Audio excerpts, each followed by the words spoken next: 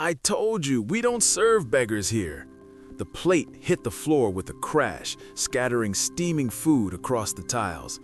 Clara didn't flinch. She stepped in front of the trembling old man, shielding him with her body as if her apron could block the shame. Rain pounded against the windows. The few remaining customers looked away, pretending they hadn't heard. She reached into her pocket. Then take it out of my tips.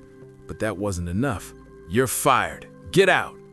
The next morning, just as the sun broke through the clouds, 200 soldiers in full uniform stood silently outside that same diner. They didn't come for coffee. They came for her.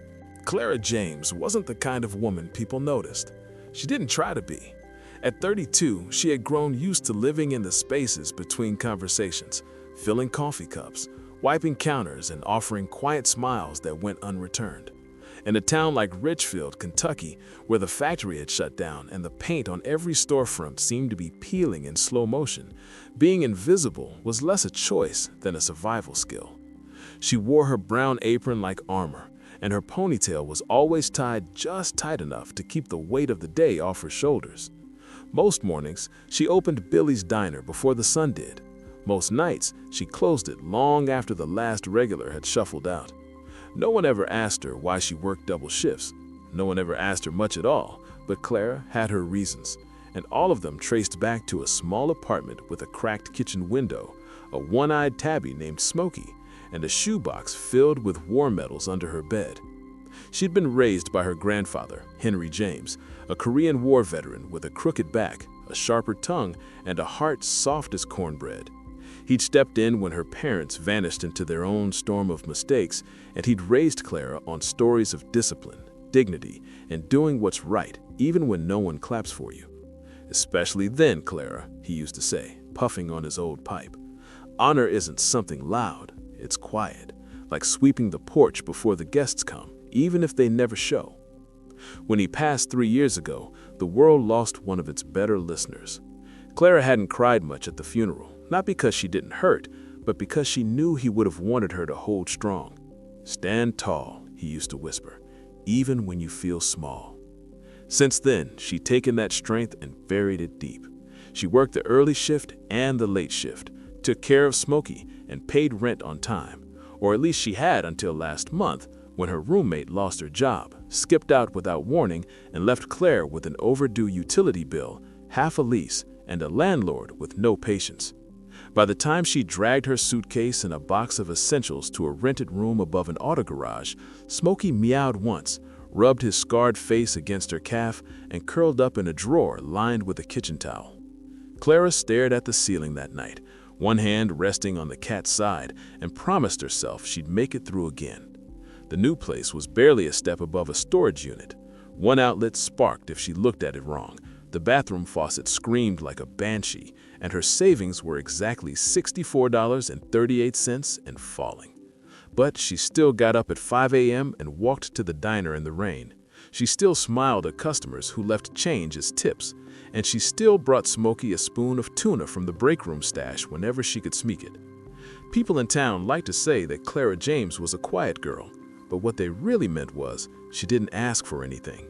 She didn't complain when someone spilled coffee on her shoes, didn't flinch when the cook barked orders through a cloud of grease, didn't argue when her paycheck came light and the manager told her to be grateful to have work at all.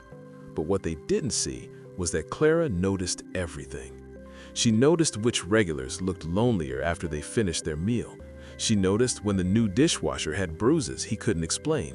And she especially noticed the ones who came in out of the rain asking only for water and never quite met her eyes. Her life was a patchwork of small kindnesses and invisible burdens, and she wore them all without complaint.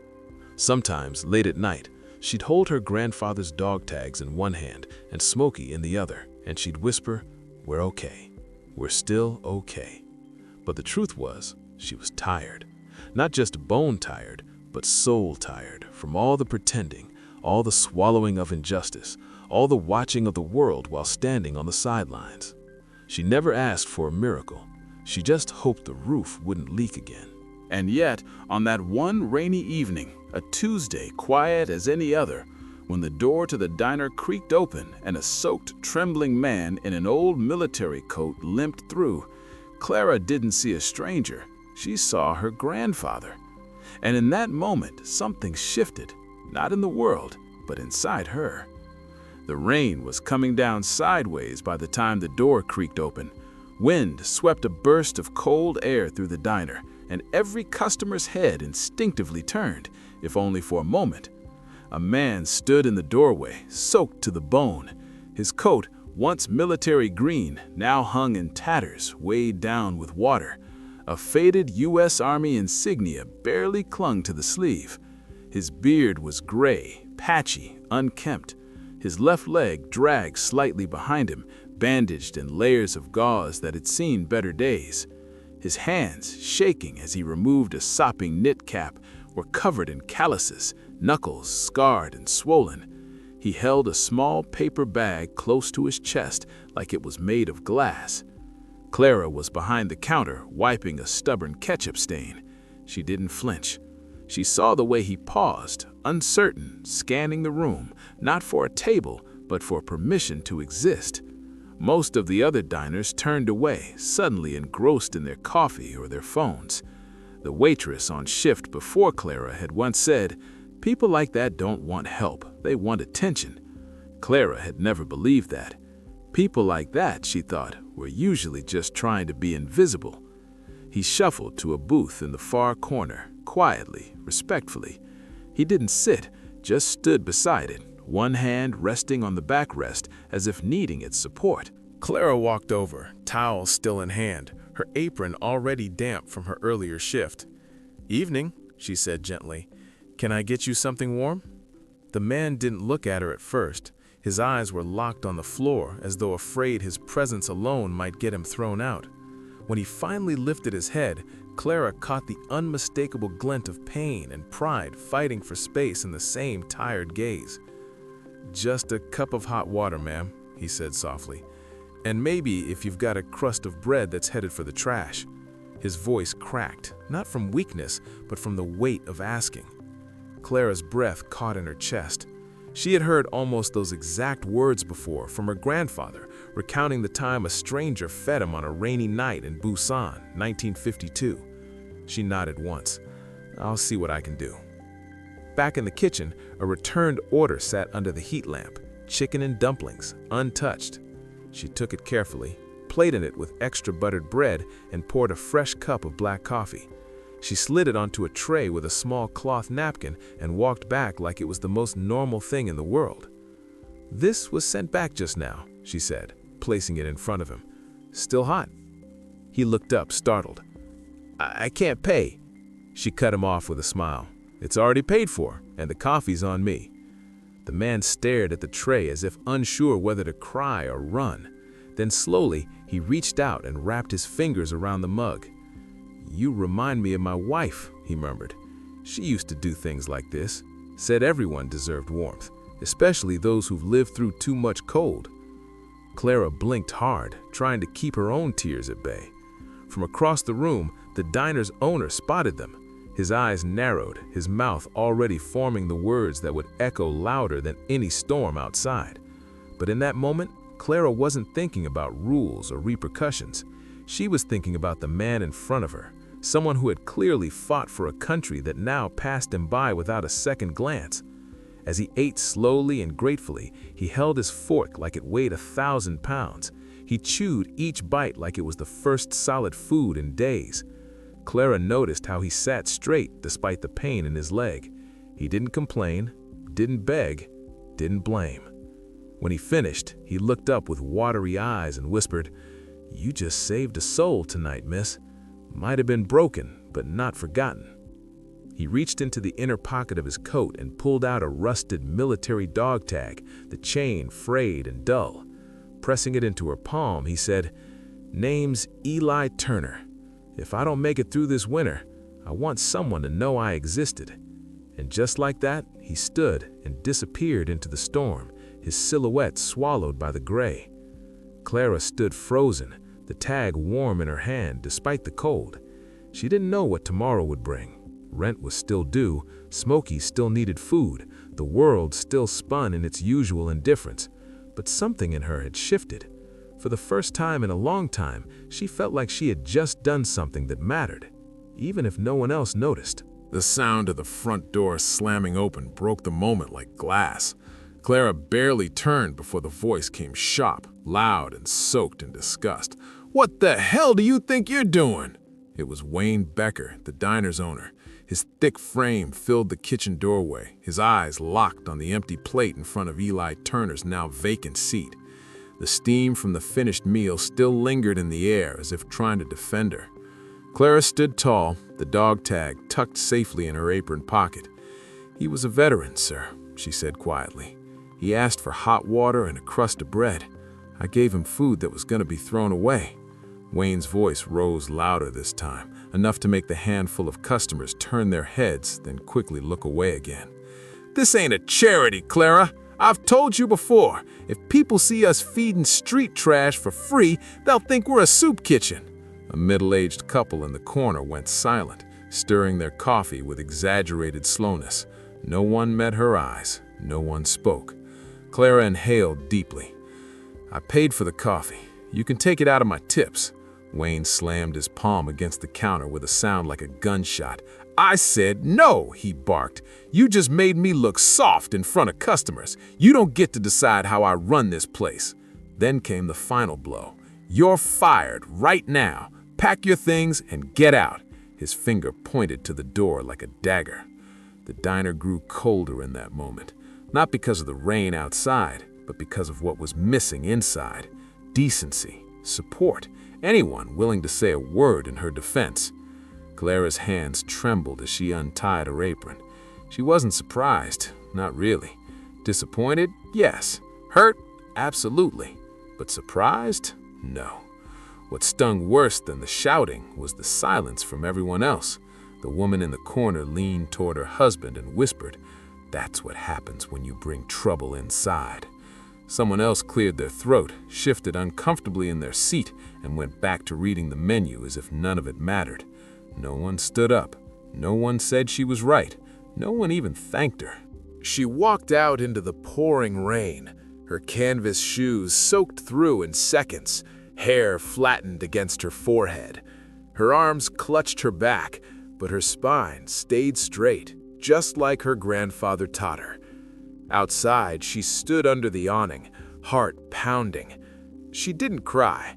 She couldn't afford to. Not here. Not now. A rustling sound caught her ear. From the alley beside the diner, the veteran appeared once more, hobbling toward her with effort. His breath was shallow, but his eyes still carried that quiet fire. "I saw what happened," he said. "I shouldn't have let you pay a price for me."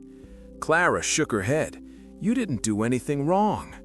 He reached into his coat again and pressed something into her hand, his dog tag. "You just saved a shattered soul, child," he said hoarsely. "You reminded me I wasn't invisible." Before she could speak, he turned and vanished again into the rain. That night, Clara sat in her tiny room, Smokey curled against her hip. Her wet clothes hung awkwardly over a chair. The only light came from the street lamp filtering through the blinds. On her cracked phone screen, she refreshed her bank account. Rent was due in 10 days. She had no job, no health insurance, no backup plan. But she had something else, courage. And strangely, in a world that had just rejected her, that felt like a kind of wealth. She picked up the dog tag, reading the name etched into its worn metal. Turner Eli J. The serial number was F472. The rest was faded, almost unreadable. She traced the letters with her thumb, wondering where he had served, what he had lost, and why this country, this town, could so easily forget him. The next morning, her world shifted again. She didn't even know a teenager had been filming until it hit the internet. A shaky, grainy video shot from across the diner showed Clara standing with quiet resolve, the owner's finger jabbing toward the door, his voice loud and ugly. By noon, it had spread like wildfire, but not in the way she expected. The comments were brutal. Rules are rules. She should have asked permission first. Bet this isn't the first time she gave away food. Maybe she's been stealing. Her former coworkers unfriended her. One messaged her privately. Always trying to be the hero. How's that working out now? Clara applied for jobs at 3 other diners that day. None even called her back. At one place, the manager looked at her, paused, and said gently, "We can't risk the attention, honey. Nothing personal." Another didn't even let her finish the application. They just slid it back to her and nodded toward the door. By sundown, she winded through downtown, cold, damp, exhausted. The dog tag sat heavy in her coat pocket. She passed a bus shelter, and there, curled up beneath a tattered plastic sheet, was Eli Turner, trying to sleep with one arm covering his chest and the other curled around that same paper bag. Clara knelt beside him, set down a small package wrapped in newspaper, half a sandwich, all she had, and whispered, "Thank you for remembering me." Then she turned and walked away, unaware that a black military vehicle had pulled up at the corner. Inside, a man in uniform watched her go and made a phone call. The rain stopped just before dawn. It left behind a town scrubbed in silence. The streets shimmered with thin puddles reflecting the first golden light that broke through the low-hanging clouds. Ridgefields downtown was still asleep, storefronts dark, traffic lights blinking yellow, and the air thick with the smell of wet pavement and something else, anticipation. At exactly 6:45 a.m., the rumble began. Not from engines, not from footsteps, but from presence. One by one, black SUVs pulled into the narrow main street, forming a quiet procession that stopped in front of Billy's Diner. The first to step out was a man in a sharply pressed U.S. Army uniform, his chest lined with medals, shoulders squared like a man still carrying a battlefield on his back. He paused outside the diner's door and waited. And behind him, like an unfolding pageantry of discipline and reverence, they came. A line of soldiers, rows and rows of them dressed in full-service uniform, emerged from vehicles and side streets. Some were Army, some Marines, others Navy and Air Force.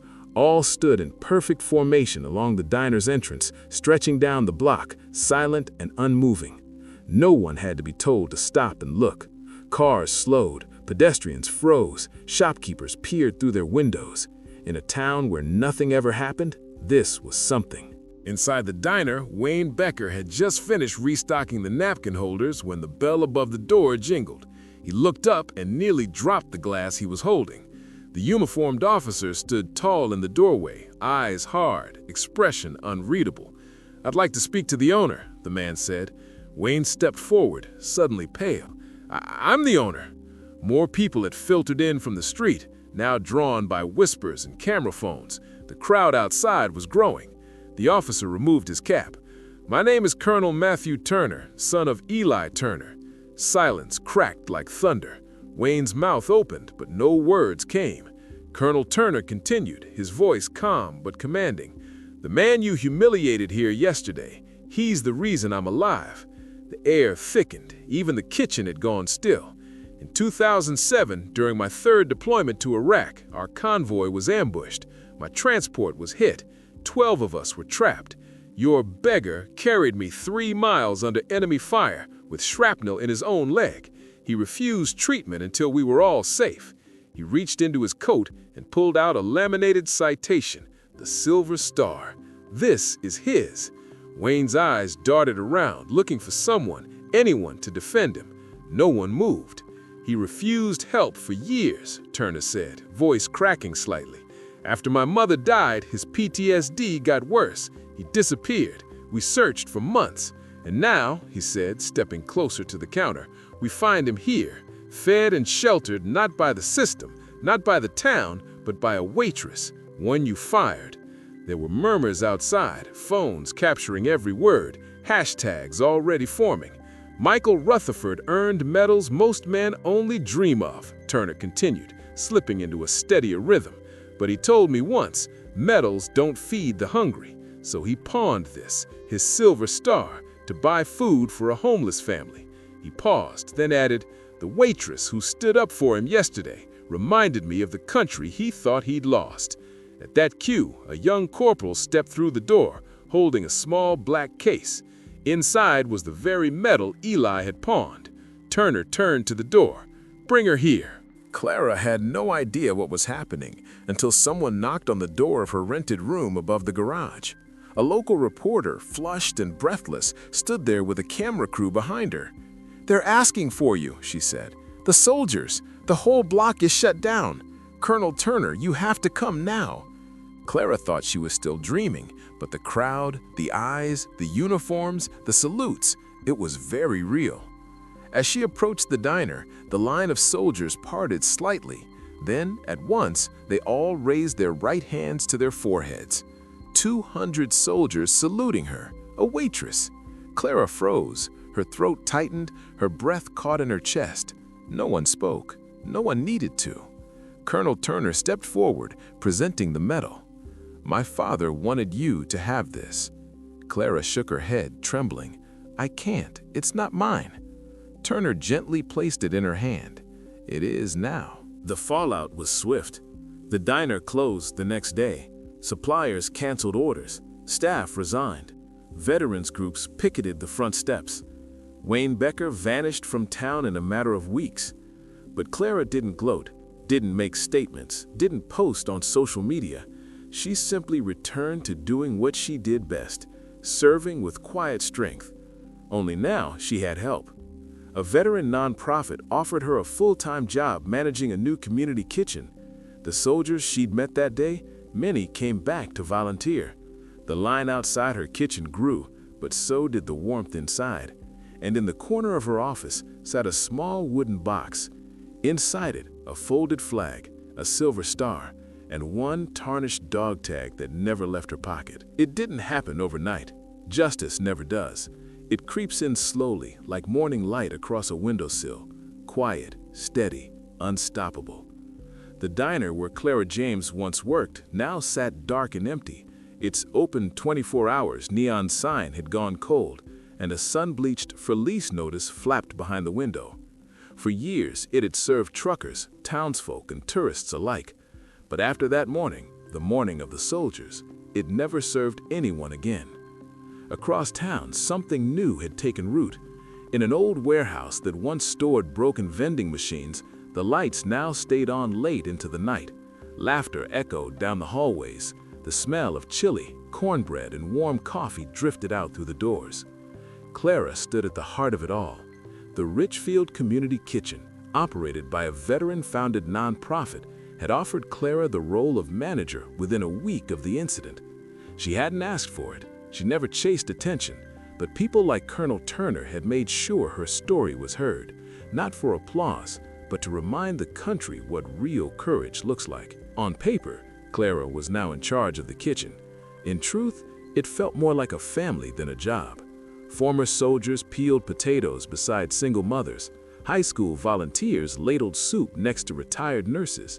Smokey the cat, now a beloved fixture, watched over it all from a windowsill like a war-weary general with one good eye and a soft heart. But the most remarkable moment came 1 week after the salute that changed everything.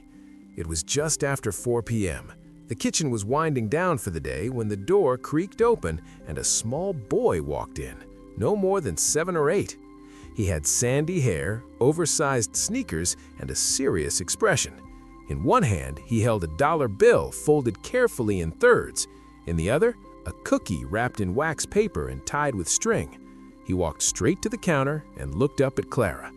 "I saw you in the video," he said. "My grandpa was a soldier too. He used to help people, so I wanted to help someone too." He placed the cookie and the dollar on the counter.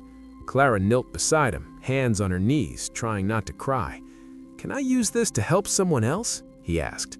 She didn't speak for a long moment. She couldn't. Instead, she placed her hand over her heart the same way 200 soldiers had done days earlier and gave him a quiet nod. No speech, no grand gesture, just one kind act echoing forward. Eli Turner, the veteran who started it all, now had a roof over his head and regular care at a nearby VA housing unit. Word spread that his son visited often. Sometimes younger soldiers came just to sit and listen to his stories. Stories not just about battles overseas, but quiet ones fought right here at home. Clara visited when she could. They didn't say much. They didn't have to. She still carried his dog tag, still kept the silver star in a simple box beside her bed. Some nights she'd run her fingers over its edges and whisper the words her grandfather once told her. Honor isn't something loud, it's quiet. In time, people would move on. The story would fade from headlines, the video would scroll down the feed of yesterday's outrage, but those who had seen it, who had really seen it, would remember. Not because Clara stood up, but because she did so when it was hardest, because she gave without expecting anything back, because in a world that too often forgets its quiet heroes, she reminded everyone what dignity looks like when no one is clapping. In a world moving faster than most of us care to admit, it's easy to miss the quiet moments where real character is revealed. Clara James didn't march, she didn't protest, she didn't post anything. All she did was offer a warm plate of food and a moment of dignity to a man the world had already discarded. And somehow, that was enough to shake an entire town. This story isn't just about a waitress or a veteran, it's about us, about how we choose to treat people when we think no one's watching. It's about the value of kindness without cameras, the cost of doing what's right when no one will applaud you for it. How many people have we overlooked at the grocery store, the park bench, or even our own family dinner tables? How often do we let fear, policy, or pride speak louder than compassion? In today's America, where loneliness is rising and respect often feels like a lost art, Clara's story reminds us that honor isn't always in a medal. Sometimes it's in a whisper, a coffee, a warm meal. We'd love to hear from you. Have you ever witnessed a moment like Clara's? Have you ever stood up for someone when it wasn't easy? Share your thoughts in the comments below. Your story might inspire someone else to act. Thank you for spending time with us today. If this story touched your heart, please consider liking, subscribing, and sharing it with someone who still believes in quiet courage.